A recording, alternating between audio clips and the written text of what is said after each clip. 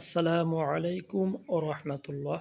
কাছের দূরের দেশ বিদেশের যে যেখান থেকে আমাকে দেখছেন সকলকে আন্তরিক মোবারকবাদ জানাই ও শুভেচ্ছা জানাই।